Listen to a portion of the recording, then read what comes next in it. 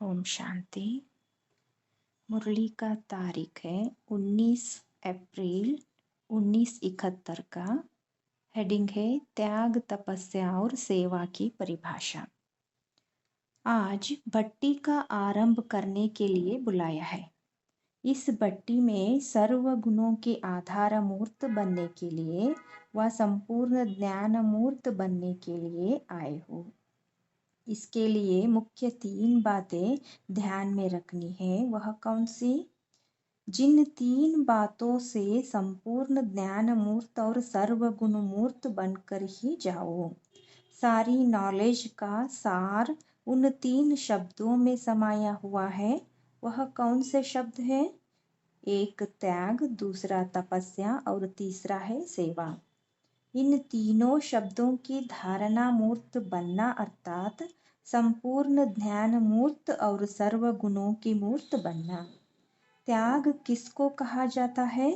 निरंतर त्याग वृत्ति और तपस्या मूर्त बनकर हर सेकंड हर संकल्प द्वारा हर आत्मा की सेवा करनी है। यह सीखने के लिए भट्टी में आए हो। वैसे तो त्याग और तपस्या दोनों को जानते हो, फिर अभी क्या करने आए हो? कर्मों में लाने के लिए।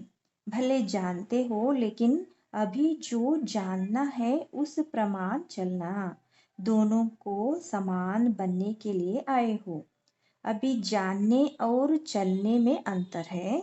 उस अंतर को समाप्त करने के लिए भट्टी में आए हो।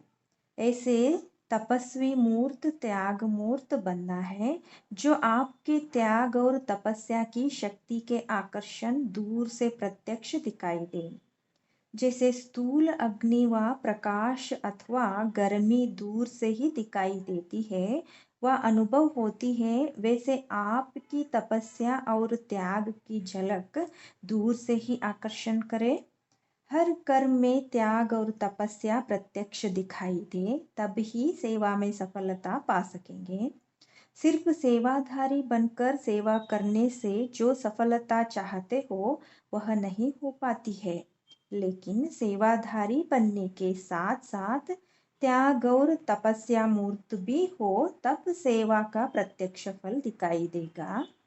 तो सेवाधारी तो बहुत अच्छे हो, लेकिन सेवा करते समय त्याग और तपस्या को भूल नहीं जाना है।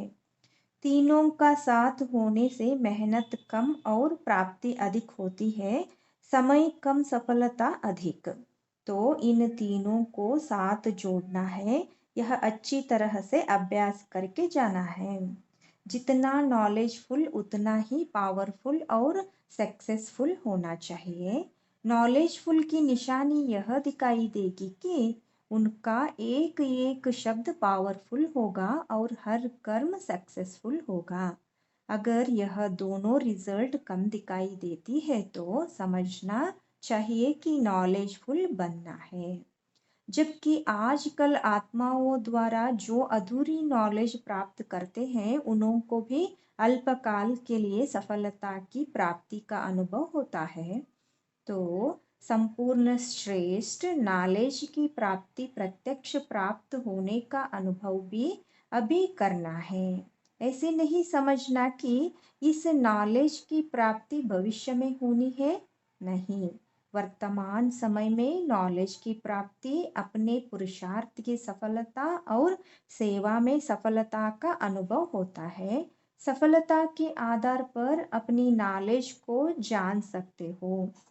तो भट्टी में आए हो चेक करने और कराने के लिए कि कहाँ तक नॉलेजफुल बने हैं।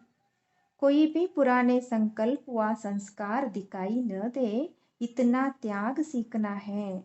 मस्तक अर्थात बुद्धि की स्मृति व दृष्टि से सिवाय आत्मिक स्वरूप के और कुछ भी दिखाई न दे व स्मृति में न आए, ऐसे निरंतर तपस्वी बनना है। जिस भी संस्कार व स्वभाव वाले, चाहे रजोगुनी चाहे तमोगुनी आत्मा हो, संस्कार व स्वभाव के वश हो, आपके पुरुषार्थ में परीक्षा के निमित्त बनी हुई हो, लेकिन हर आत्मा के प्रति सेवा अर्थात कल्याण का संकल्प व भावना उत्पन्न हो।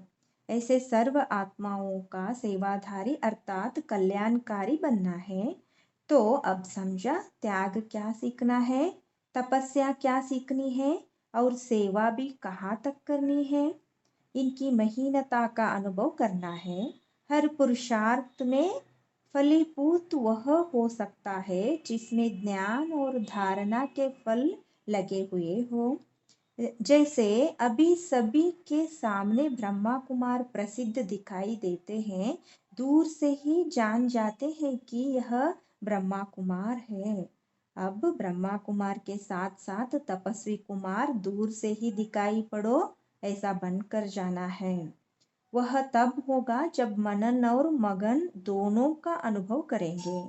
जैसे स्थूल नशे में रहने वाले के नयन चैन चलन दिखाई देते हैं कि यह नशे में है, ऐसी ही आपके चलन और चेहरे से ईश्वरीय नशा और नारायणी नशा दिखाई पड़े। चेहरा ही आपका परिचय दे। जैसे कोई के पास मिलने जाते हैं तो परिचय के लिए अपना कार्ड देते हैं ना, इसी रीति से आपका चेहरा परिचय कार्ड का कर्तव्य करे। समझा। अभी गुप्त धारणा का रूप नहीं रखना है। कई ऐसे समझते हैं कि ज्ञान गुप्त है, बाप गुप्त है, तो धारणा भी गुप्त ही है। ज्ञान गुप्त है, बाप गुप्त है, लेकिन उन द्वारा जो धारणाओं की प्राप्ति होती है वह गुप्त नहीं हो सकती है। तो धारणाओं को व प्राप्ति को प्रत्यक्ष रूप में दिखाओ, तब प्रत्यक्षता होगी। विशेष करके कुमारों में एक संस्कार होता है जो पुरुषार्थ में विघ्न रूप होता है। वह कौन सा? कुमारों में यह संस्कार होता है जो कामनाओं को पूर्ण करने के लिए संस्कारों को रख देते हैं। जैसे जेब खर्च रखा जाता है ना, जैसे राजाओं की राजाई तो छूट गई, लेकिन फिर भी पर्श को नहीं छोड़ते। इसी रीति संस्कारों को कितना भी खत्म करते हैं, लेकिन जेब खर्च माफिक कुछ न कुछ किनारे रखते जरूर है। यह है मुख्य संस्कार। यहाँ बट्टी में जानते भी है और चलने के हिम्मत भी धारण करते हैं, लेकिन फिर भी माया फिर भी पर्श की रीति से कहाँ ना कहाँ किनारे में रह जाती है। समझा। तो इस बट्टी में सभी त्याग करके जाना।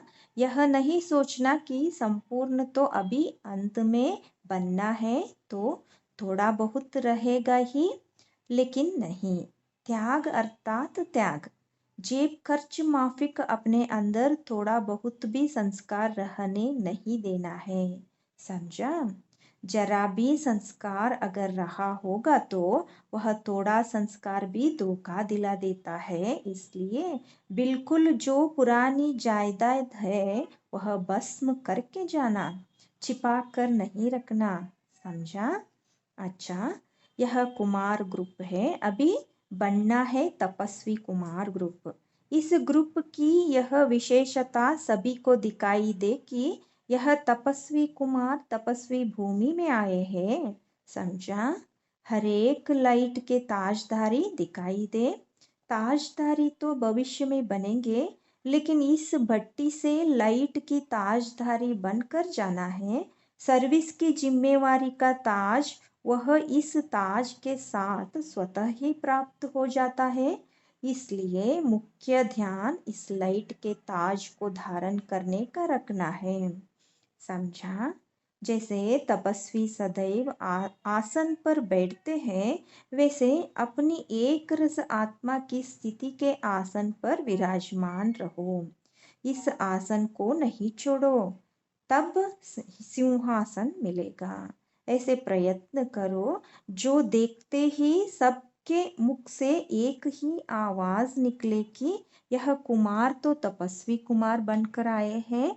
हर कर्मेंद्रिय से देह अभिमान का त्याग और आत्मा अभिमान की तपस्या प्रत्यक्ष रूप में दिखाई दे। क्योंकि ब्रह्मा की स्थापना का कार्य तो चल ही रहा है, ईश्वरीय पालना का कर्तव्य भी चल ही रहा है। अब लाइट भी तपस्या द्वारा अपने विकर्म और हर आत्मा के तमोगुण और प्रकृति के तमोगुणी संस्कारों को भस्म करने का कर्तव्य चलना है। अब समझा कि कौन सी कर्तव्य का अभी समय है? तपस्या द्वारा तमोगुण को भस्म करने का, जैसे अपने चित्रों में शंकर का रूप विनाशकारी अर्थात तपस्वी रूप दिखाई देते हैं, ऐसे एक रस स्थिति के आसन पर स्थित हो तपस्वी रूप अपना प्रत्यक्ष दिखाओ। समझा? समझा क्या सीखना और क्या और कैसे बनना है? बाबा आज बार बार पूछ रहे हैं कि समझा समझा। इसके लिए यह कुमार ग्रुप मुख्य स्लोगन क्या सामने रखेंगे? जिसमें सफलता हो जाए, सच्चाई और सफाई से दृष्टि से विकारों का सफाया करेंगे। जब सृष्टि से करेंगे तो स्वयं से तो पहले से ही हो जाएगा, तब तो सृष्टि से करेंगे ना। तो यह स्लोगन याद रखने से तपस्वी मूर्त बनने से सफलता मूर्त बनेंगे। समझा? अच्छा, Om Shanti. Thank you Baba.